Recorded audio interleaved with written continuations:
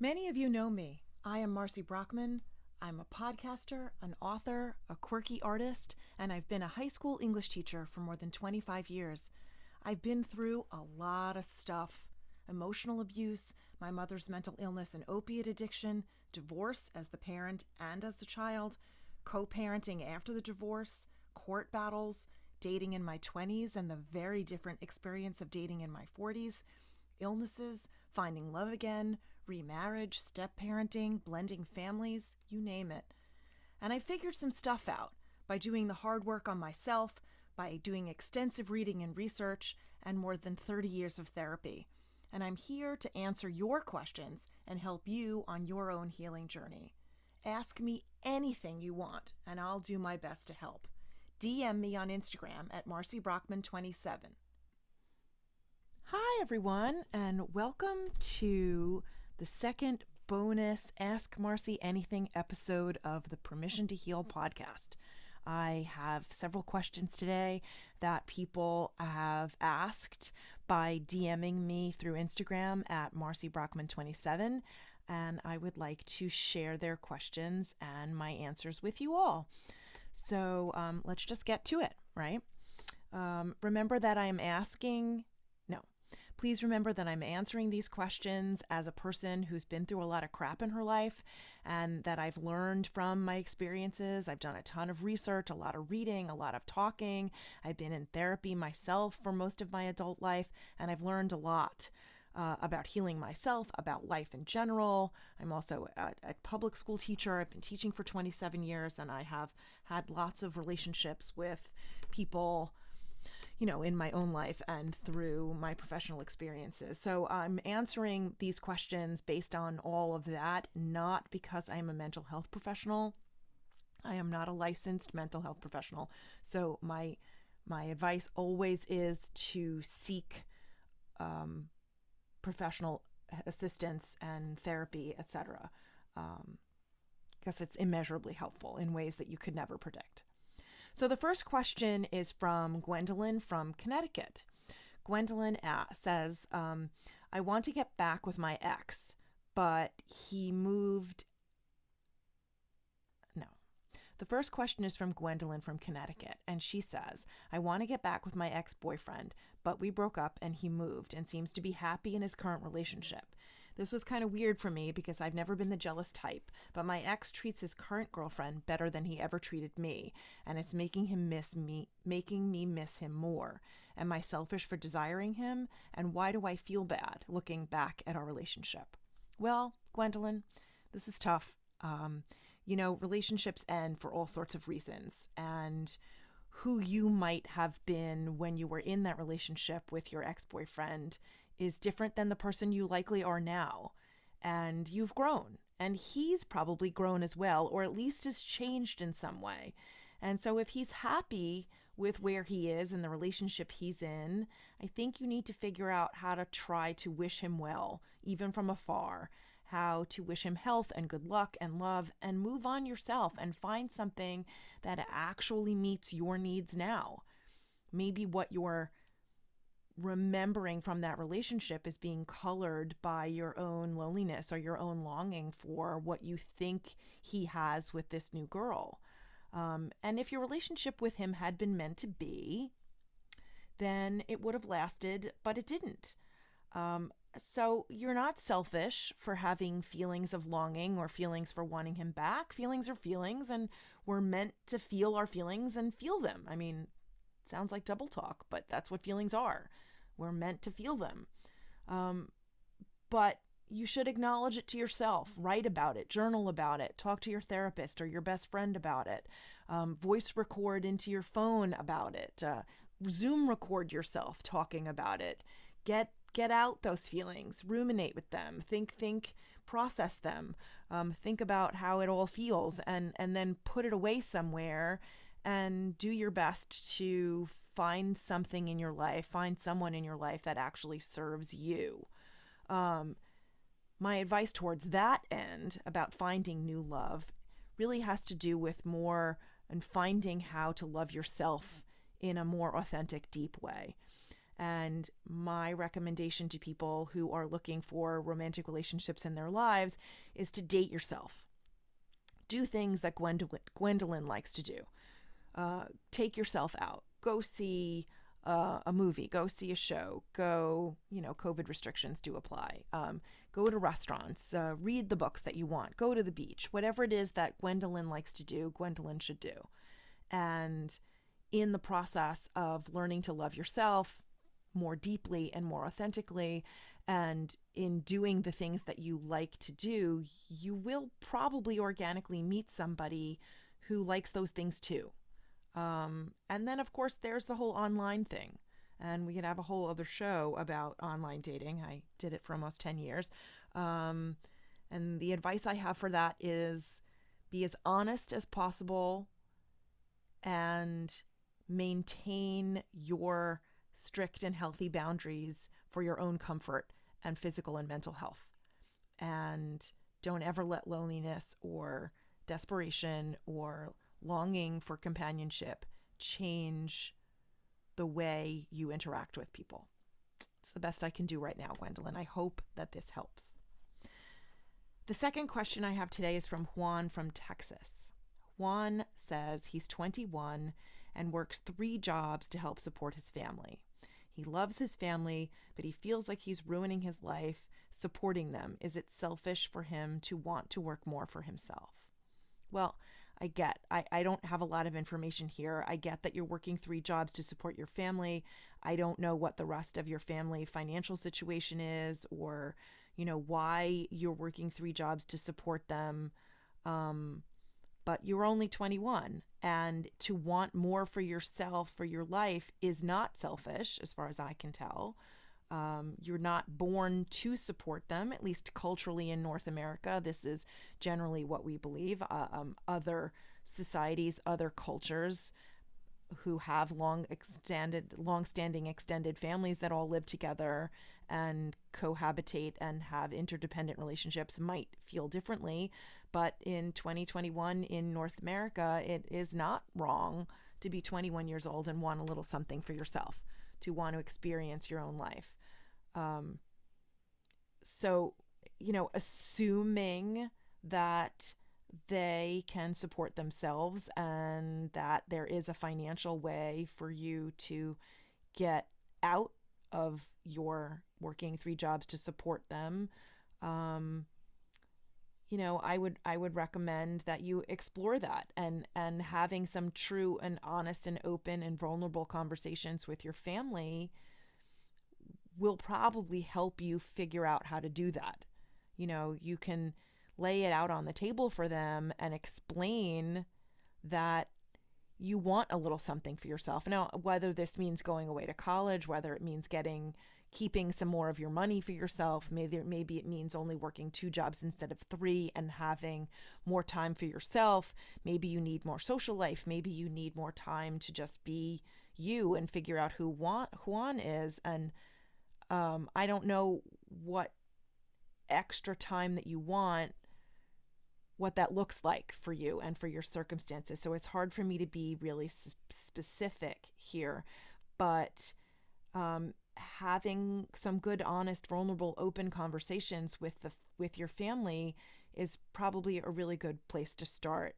I have a close family friend who is about 26 years old, and she's been primarily supporting her disabled mom who lives with her aunt, and I think now they all live with her grandmother, and she wants to go away to college and can't figure out, or couldn't, I should say, figure out how to do that without feeling selfish, without feeling like she was going to be ruining everyone else's life. And slowly but surely, through conversation, open, frank, vulnerable conversations with her mother, she figured out a way to extricate herself from supporting her mom. And she has an older sister who supported her, who extricated herself and has her own family and lives separately. So it had to be possible for my family friend. And she's away at school now and is studying what she wants, about 7-hour drive away from where her mom and the rest of her family live. And she's learning how to be independent and build something for herself. And I think from the outside, it looks like her family dynamic with her mom and so on are fine. But, I don't know the intricacies of all of that. So good luck to you, Juan. I don't think that you're wrong for wanting what you want. Based on the information that I have, I think that, frank and open conversations should be the place to begin. And as always, I recommend seeking a mental health professional to help you wade through some of the emotionality of that. Okay, the third question is a heavy one. This is from Beth from Cortland. And Beth says, I'm a victim of abuse, both physically and sexually, from my mother. And I know it's different from your experience, but I'm not ready to forgive her. How do I start? Well, Beth, I applaud you for wanting to explore this. And being an abuse victim, physically, sexually, emotionally, is very hard to forgive. Now, you may find some measure of peace with it within yourself and be able to move on, but it doesn't necessarily mean that forgiveness has to include her. You can forgive her in your own heart and not talk to her or not have a relationship with her. So yes, it may be somewhat different from my own experience, but I have a very close family friend who was sexually abused by her father, and she's never confronted him about it. She never reported it. She never said anything to anyone about it except to me. And I think I definitely know her therapist and her psychiatrist, and she's just not ready to confront her mother about it, and I'm not sure she ever will be, and I don't know if it's even necessary to. My first point really is to make sure that you are physically and emotionally safe, that you are not still living with her, that you have some physical distance and emotional and physical boundaries between you, and that you're not re-victimizing or re-traumatizing yourself over and over again by being with her. And you have to figure out through, I would say, some very deep conversations with a mental health professional, somebody who is trained in helping people get over these things, or at least figure out how to get past them. I'm not sure you're ever going to get over it, and find a place where you can talk about it with a therapist and move on and heal a bit. If you continue a relationship with her, I think you're just going to be continually ripping the scab off the wound as it tries to heal. So I don't know how to advise you about doing that, because I wasn't able to do that with my own mom. When I finally was able to confront her about the over 40 years of abuse, the only thing that I could do for myself and my kids was end the relationship. I gave her a choice. You can either have us in your life, or you can keep doing drugs, but you can't have both. I mean, my mom was a different issue. She was an undiagnosed bipolar and lots of personality, mental illness issues, and she was an opiate drug addict. So that's a specific animal. But I would also start by doing your own house cleaning and learning to forgive yourself from being victimized is important. Learning how to eventually see yourself as not as a victim, but as a survivor, as a thriver, as somebody who has gone through something horrific, but has been resilient and is stubborn enough to live through it and thrive through it is extremely important. And again, make sure that you're physically safe and emotionally safe. And forgiveness isn't a requirement, but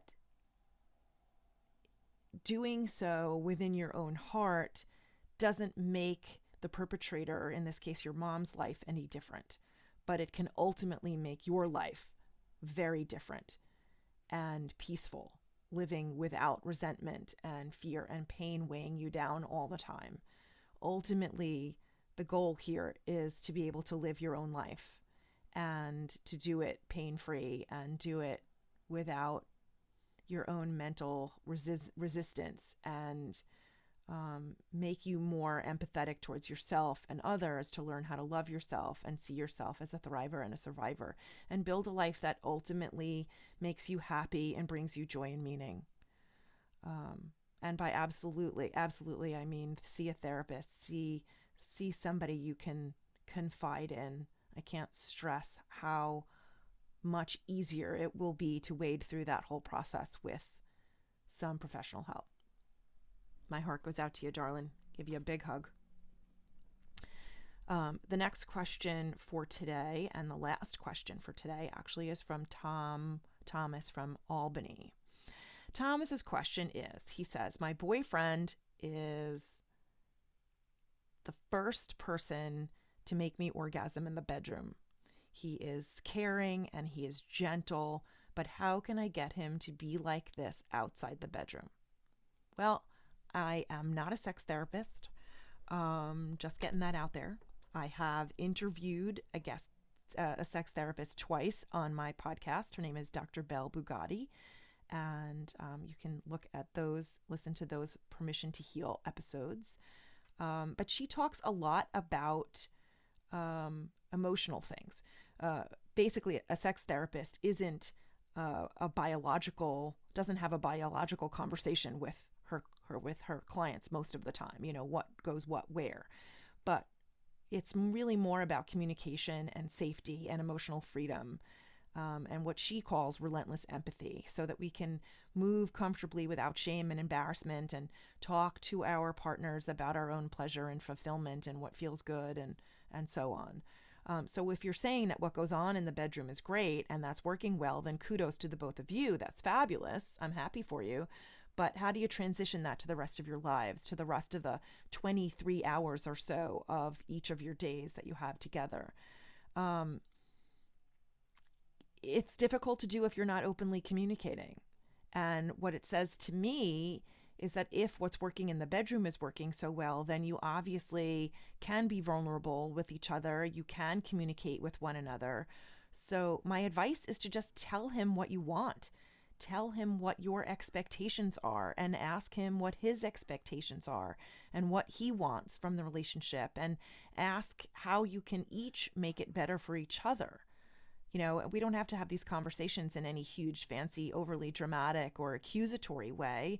But what I tend to do when I'm having relationship issues or relationship conversations with my husband or anybody else I'm in any relationship with is to say things in terms of I messages, because you want to personalize these things.